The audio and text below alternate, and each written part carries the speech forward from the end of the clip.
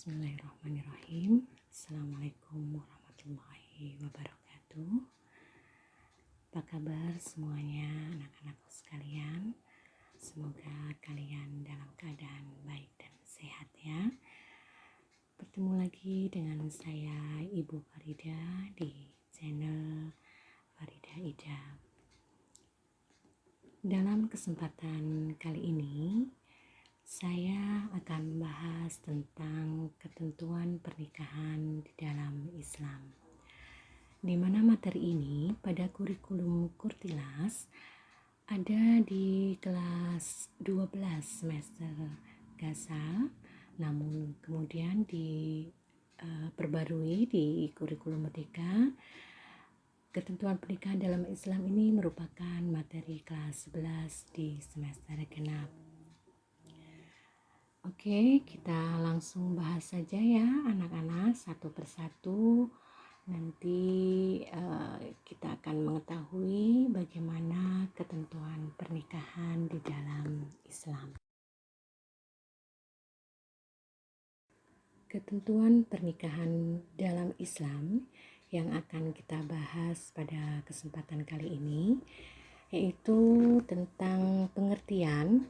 Ya, nanti jadi dibahas apa itu nikah, kemudian membahas tentang dalil yang mendasari tentang adanya pernikahan, kemudian ada juga tentang buat apa sih kita menikah, ya akan kita bahas dalam tujuan pernikahan, kemudian apa saja hukum pernikahan, terus ada tentang rukun dan syarat pernikahan, jadi apa saja yang menjadi syarat dan rukunnya ketika seseorang akan melaksanakan pernikahan.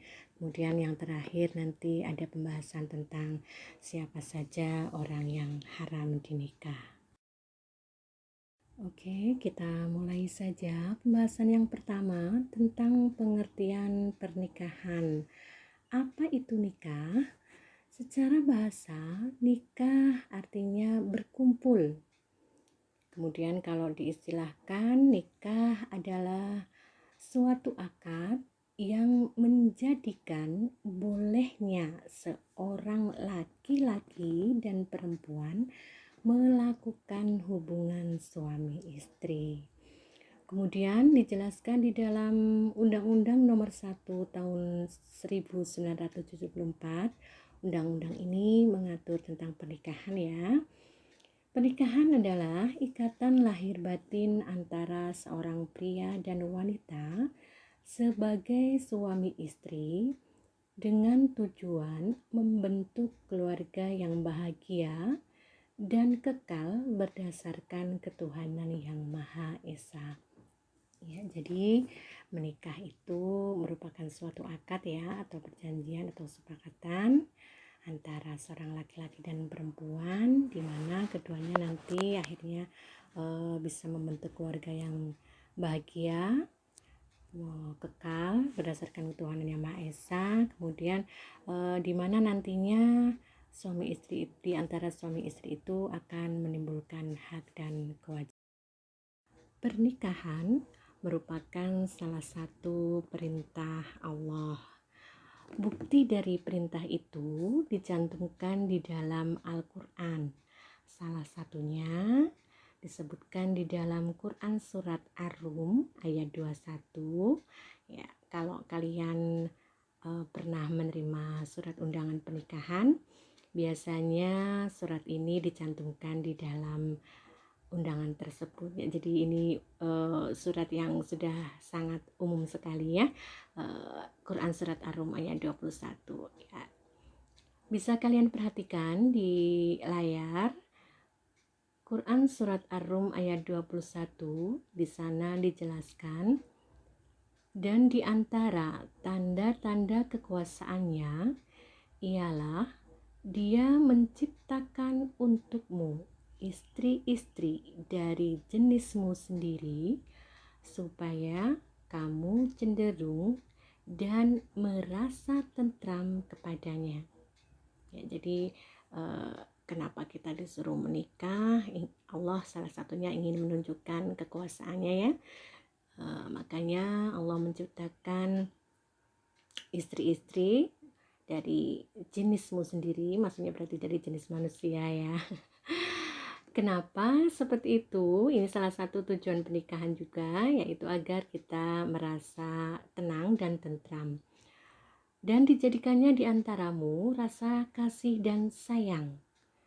Sesungguhnya pada yang demikian itu benar-benar terdapat tanda-tanda bagi kaum yang berpikir. Nah, di sini kalimat yang terakhir, semoga kita termasuk salah satu orang-orang yang berpikir sehingga melaksanakan pernikahan. Mengapa pernikahan diperintahkan oleh Allah? Pasti ini ada tujuannya ya. Kalau tidak ada tujuannya, pasti Allah melarang begitu. Oke, untuk tujuan pernikahan di sini saya sebutkan ada salah 5. Yang pertama, untuk memperoleh kebahagiaan dan ketenangan di dalam hidup tentunya ya.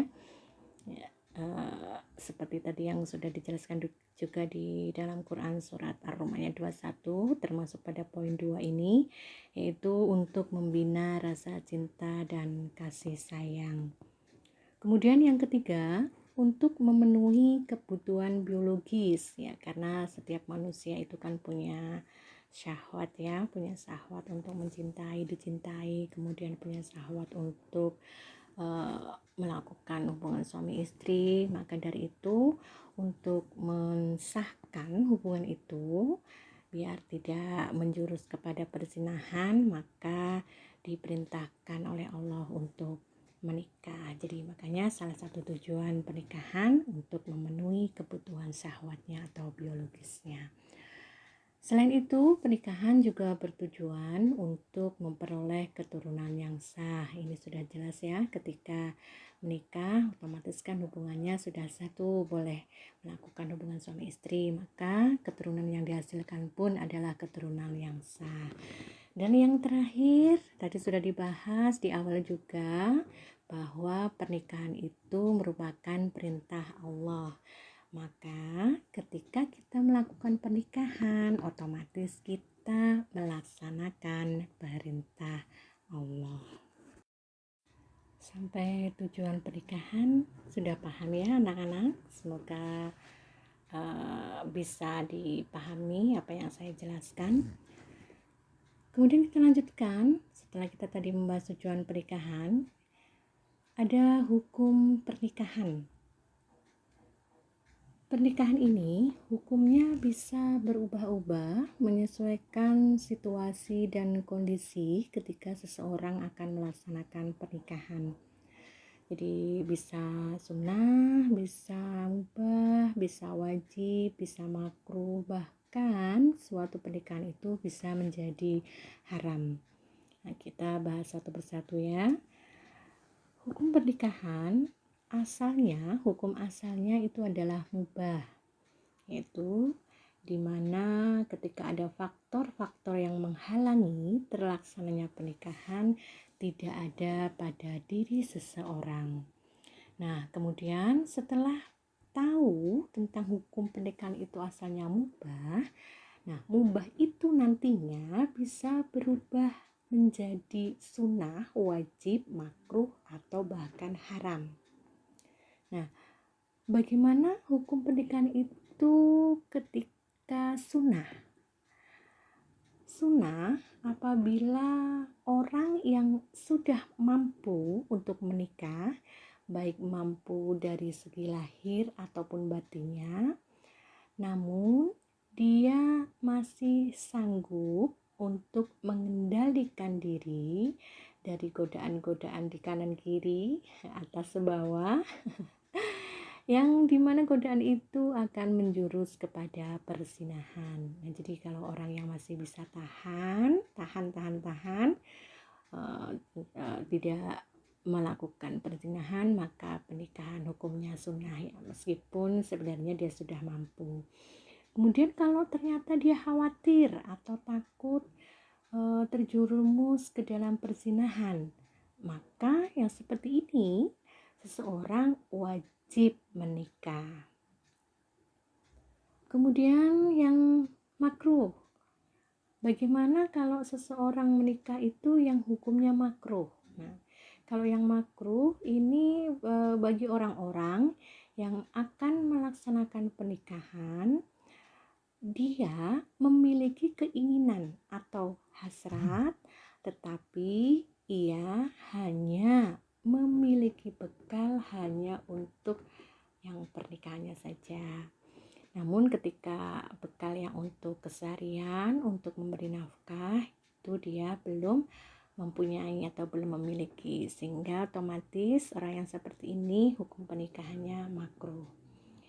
Dari mubah, sunnah, wajib, makruh, kemudian pernikahan juga bisa menjadi haram. Pernikahan yang haram itu apabila dilaksanakan oleh orang-orang yang mempunyai niat buruk terhadap pernikahannya.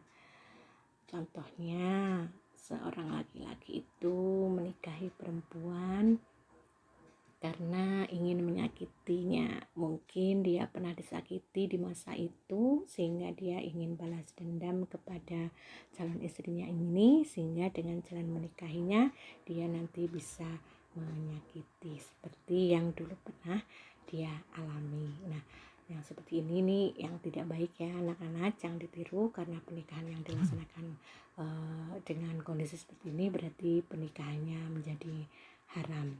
Ada juga nanti pernikahan haram adalah pernikahan yang menikah dengan mahramnya. Ini juga tidak boleh ya. Mahram itu adalah orang-orang yang haram dinikah. Nanti akan kita bahas di akhir siapa saja yang termasuk mahram. Dalam pernikahan ada hal-hal yang harus diperhatikan, yaitu mengenai rukun dan syarat pernikahan. Rukun nikah adalah sesuatu yang harus ada ketika seseorang melaksanakan pernikahan. Nah, kalau nggak ada, bagaimana? Apakah pernikahannya sah? Namanya saja rukun, harus ada. Maka ketika salah satunya tidak ada, otomatis pernikahannya tidak sah. Nah, di sini rukun nikah ada 5. Yang pertama ada calon suami, kemudian calon istri, wali, terus yang keempat adalah saksi, dan yang terakhir ada ijab kabul. Jadi 5 hal ini harus ada ketika seseorang melaksanakan pernikahan. Kemudian apa saja syarat nikah? Nah, syarat nikah ini menyesuaikan merupakan syarat nikah dari rukun nikahnya ya. Syarat nikah untuk calon suami. Calon suami yang namanya suami pasti laki-laki. Ya, oke. Karena ini kita membahas tentang Islam, otomatis calon suami selain laki-laki juga harus Islam. Kemudian baligh atau dewasa, kemudian berakal sehat ya, nggak mau kan kita menikah dengan orang gila. Jadi termasuk syarat dalam pernikahan yaitu berakal sehat. Kemudian selanjutnya, calon suami bukanlah mahram calon istri. Nah, mahram ini adalah orang-orang yang haram dinikah. Tadi sudah pernah saya singgung di awal. Kemudian selanjutnya juga seorang calon suami ketika menikah itu tidak terpaksa dan juga tidak sedang dalam melakukan ihram. Yang kedua, syarat nikah untuk calon istri. Sebenarnya ini hampir sama dengan syarat nikah untuk calon suami. Cuma perbedaannya kalau calon suami itu laki-laki, kalau calon istri itu perempuan.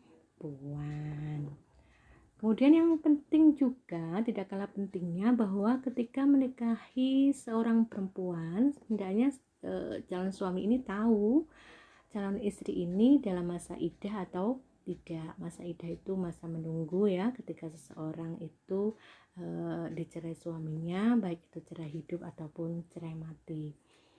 Kemudian yang ketiga ada wali. Wali ini harus laki-laki juga, harus dewasa juga, karena kita Islam juga harus Islam juga, dan berakal sehat. Yang sudah dewasa ya, boleh kakak, boleh adik, boleh pakde, boleh kakek, dan yang paling utama adalah bapak atau ayah. Kalau seandainya atau ayah atau bapaknya masih hidup, maka hendaknya yang menjadi wali sebisa mungkin adalah bapaknya. Sebelum saya lanjutkan untuk rukun nikah yang keempat, tadi saya singgung bahwa ketika calon suami mau menikahi calon istrinya, hendaknya melihat apakah dia dalam masa iddah atau tidak ya. Nah, ini bagi orang-orang, para lelaki yang menikahi calon istrinya itu ternyata calon istrinya itu adalah seorang janda. Jadi kalau seorang janda itu berarti calon suami harus mengetahui apakah dia sudah selesai masa iddahnya atau belum. Kalau ternyata belum, ya berarti harus menunggu, tidak boleh langsung menikah. Nah, tapi kalau seandainya calon istrinya masih gadis atau masih perawan, maka tidak ada masa iddah, bisa langsung melaksanakan pernikahan. Oke, untuk rukun nikah yang keempat ada saksi. Nah, seperti halnya calon suami, wali, saksi pun juga harus laki-laki. Kemudian harus Islam juga, yang dewasa, juga berakal sehat. Sebenarnya syarat-syarat saksi ini pun hampir sama dengan syarat-syarat untuk calon suami ataupun untuk wali. Namun ditambahkan di sini bahwa yang namanya saksi pernikahan itu jumlahnya harus 2 orang, dan kedua-duanya berarti harus laki-laki. Yang terakhir di dalam rukun nikah harus ada ijab kabul. Ya, jadi nggak lucu kan kalau seandainya calon suami, calon istri, saksi, wali nikah udah siap tapi ternyata diem-dieman, nggak ada ucapan apa-apa, otomatis pernikahannya tidak bakalan terjadi. Maka dari itu si calon suami jangan lupa ya, wali juga jangan lupa, karena ijab kabul ini merupakan ucapan dari pihak perempuan yaitu wali ataupun dari pihak laki-laki ya. Kalau bisa dikatakan ijab kabul itu intinya serah terima gitu. Yang pihak perempuannya, walinya maksudnya, wali itu menyerahkan kepada pihak laki-laki, kemudian nanti dikabulkan, pihak laki-laki menerima dari pihak perempuan. Itu yang disebut dengan ijab kabul. Nah, ijab kabul ini harus dilaksanakan runtun ya, maksudnya ketika seorang wali sudah mengucapkan ijabnya, maka seorang suami harus segera mengucapkan kabulnya, tidak boleh dijeda sampai beberapa lama. Otomatis nanti kalau dijeda beberapa lama harus diulang lagi ijab kabulnya, itu seperti itu. Kemudian selanjutnya tidak ditambahi dalam jangka waktu tertentu. Nah, ini biasanya yang terjadi pada pernikahan mur'ah ya, atau pernikahan yang ada kontraknya. Jadi kalau pernikahan yang sah itu tidak ada jangka waktunya. Selanjutnya untuk ijab kabul hendaknya juga diucapkan dengan lafaz yang tegas dan jelas agar bisa didengar oleh calon istri, wali, dan saksi ataupun orang-orang yang menghadiri atau menyaksikan pernikahan tersebut. Bagaimana anak-anak, paham ya tentang rukun nikah dan syarat nikah? Nanti bisa dipraktekkan tapi bukan sekarang. Ini hanya teorinya dulu saja. Kalian mengetahui bagaimana sebenarnya yang harus dipersiapkan dalam melaksanakan pernikahan. Prakteknya nanti 5 atau 7 tahun kemudian. Begitu ya anak-anak. Pembahasan terakhir yaitu tentang mahram atau orang yang haram dinikah. Yang pertama, Mahram karena sebab nasab atau keturunan. Nah, ini ada beberapa poin ya, siapa saja yang termasuk orang-orang yang haram dinikah disebabkan mahramnya karena keturunan atau karena nasabnya. Yang pertama, jelas ibu kandung. Ya, jadi ibu kandung itu tidak boleh dinikahi dan seterusnya ke atas, ibu kandung, kemudian ibunya ibu dan ibunya ibu lagi dan sebagainya.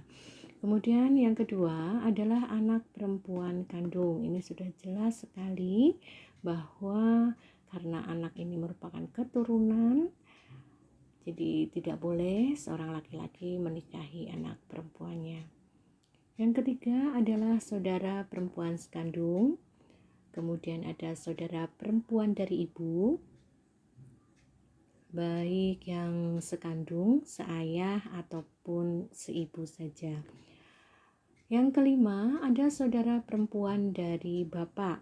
Ini juga baik sekandung, seayah ataupun seibu. Terus kemudian ada anak perempuan dari saudara laki-laki dan seterusnya ke bawah. Yang ketujuh, sebab nasab atau sebab keturunan mahramnya. Yang terakhir adalah anak perempuan dari saudara perempuan seterusnya ke bawah. Ya, jadi ini ketujuh perempuan ini adalah perempuan-perempuan yang haram dinikahi karena sebab nasab atau karena sebab keturunan. Mahram yang selanjutnya adalah mahram karena ikatan pernikahan. Ada 4 perempuan di sini. Yang pertama adalah mertua.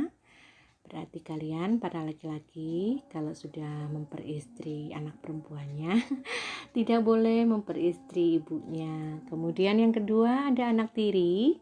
Anak tiri ini berarti anak bawaan dari istri ya. Kemudian ada istri dari ayah, berarti sudah dinikahi ayahnya jangan dinikahi.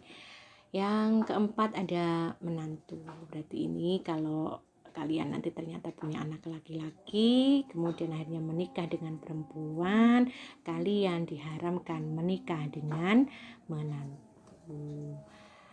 Yang ketiga, mahram karena sebab sepersusuan. Ini maksudnya berarti kalian diharamkan menikahi orang-orang yang menyusu pada ibu yang sama.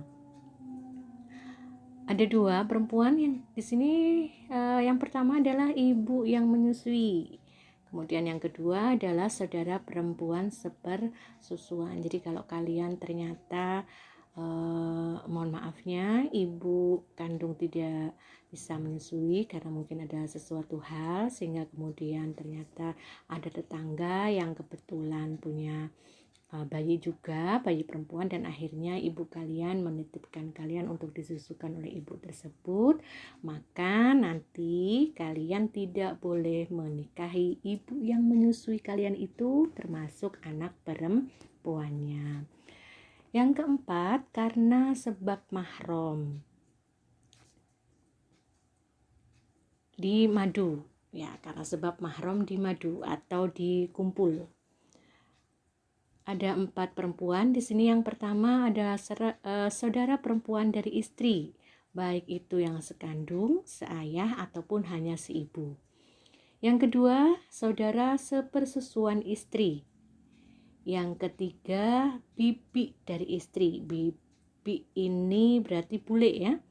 Bule baik dari jalur ayah ataupun dari jalur ibu, semuanya tidak boleh dinikahi dalam waktu yang bersamaan. Kemudian yang terakhir adalah keponakan perempuan dari istri.